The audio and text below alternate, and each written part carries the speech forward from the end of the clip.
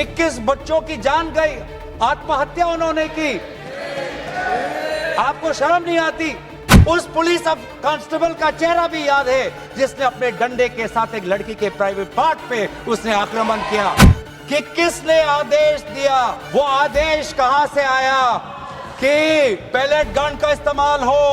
किसने आदेश दिया आंसू गैस का इस्तेमाल हो? किसने आदेश दिया कि लाठी पैरों पे नहीं, लाठी सर पे पड़नी चाहिए? किसने वो आदेश दिया? हमें याद है वो लड़कियां जिन्होंने उनके आंसू निकल रहे थे आंखों से और कह रहे थे कि पुलिस वाले उनको मां बहन की गाली दे रहे थे। हम भूलेंगे नहीं वो बच्चियों जिन्होंने कहा कि मेरे पीठ पे जो कपड़े थे उन कपड़ों को इस पुलिस ने फाड़ दिया।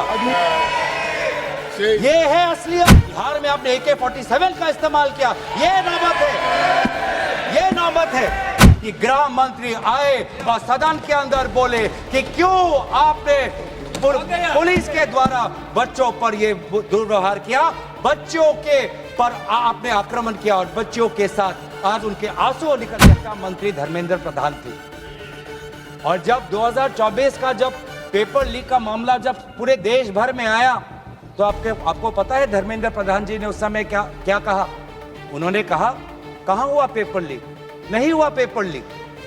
और आज भी पहले 2.5 महीने तक तो उनका रवैया यही था कि कहीं कोई धांधली नहीं हुई। सरकार ने बहुत अच्छा काम किया। सरकार को कि जिस मंत्री के तहत पे 21 बच्चों ने अपनी जान गंवा दी, आत्महत्या की, जब उसने अपने मंत्री पद से इस्तीफा दिया, कल जब वो सदन में आए आपने उनको ऐसा माला पहनाया ताकि जैसे वो पाकिस्तान से जंग लड़के आए हैं।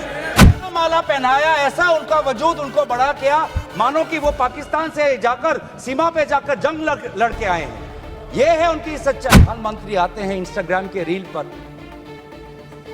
वो अलग बात है कि जो पहली कैबिनेट बैठक हुई उस कैबिनेट बैठक में शिक्षा को कैसे सुधारा जाए, पेपर माफिया को कैसे खत्म किया जाए, पेपर सेटर के माफिया को कैसे खत्म किया जाए, पेपर सॉल्वर के माफिया को कैसे खत्म किया जाए, टेस्टिंग सेंटर के माफिया को कैसे खत्म किया जाए, प्रिंटिंग प्रेस के माफिया को कैसे खत्म किया जाए, कोचिंग सेंटर के माफिया को कैसे खत्म किया जाए, सिलेबस कैसे स्कूल के सिलेबस के साथ मिले, आउट ऑफ सिलेबस परीक्षा के पेपर ना आए, CBSE के OMR में धांधली न हो। इन सब चीजों पर व्यापक चर्चा करने के बजाय प्रधानमंत्री मोदी जी कहते हैं इंस्टाग्राम पर और ध्यान दो, इंस्टाग्राम पर और ध्यान दो। और प्रधानमंत्री जब आते हैं हाई पावर कमेटी की बात करते हैं तो 2 साल पहले जो के राधाकृष्ण की जो हाई कमेटी थी उसका क्या हुआ?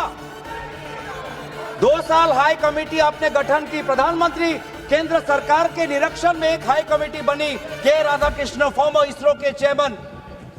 अगर वास्तविक में उन्होंने इतना बढ़िया काम किया तो 2 साल पश्चात ही आज क्यों दोबारा ऐसा पेपर लीक हुआ?